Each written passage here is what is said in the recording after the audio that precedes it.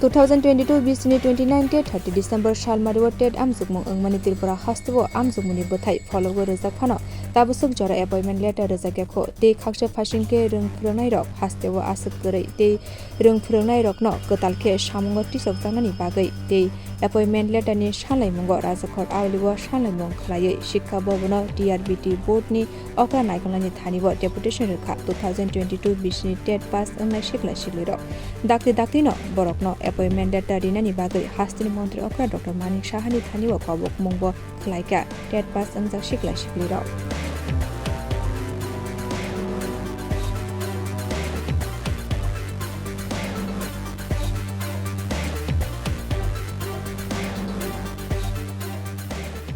তো 2022 সালে আমরা টেট ক্যান্ডিডেট আজকে প্রায় এক বছর হয়ে গেল। গত ডিসেম্বর 29 তারিখ 38 তারিখ টেট 1 ও টেট 2 পরীক্ষা হয়েছিল। তো আমাদের এখনো পর্যন্ত নিয়োগ সার্টিফিকেট দেওয়া হয়েছে, বাট নিয়োগের কোনো নোটিফিকেশান এখনো পর্যন্ত আসেনি। আমরা সিএম স্যারের সাথে দেখা করার জন্য অনেকবারই অ্যাপয়েন্টমেন্ট দিয়েছিলাম, কিন্তু উনি আমাদের সাথে মানে সেইভাবে দেখা হয়নি ওনার সাথে। তো আজকে আমরা টিআরবিটি চেয়ারম্যান স্যারের সাথে দেখা করেছিলাম।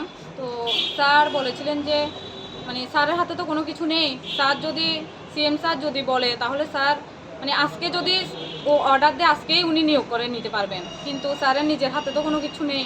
তাই আমরা মানে আমি বিনম্রভাবে সিএম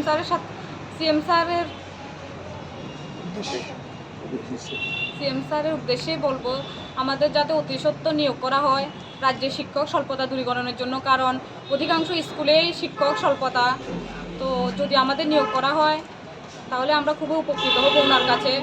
আর আমাদের খুবই কম সংখ্যক পাশ করেছে, প্রায় 360 জনের কাছাকাছি পাশ করেছে। তো আমাদের যদি নিয়োগ করা হয় তাহলে আমরা খুবই উপকৃত হব।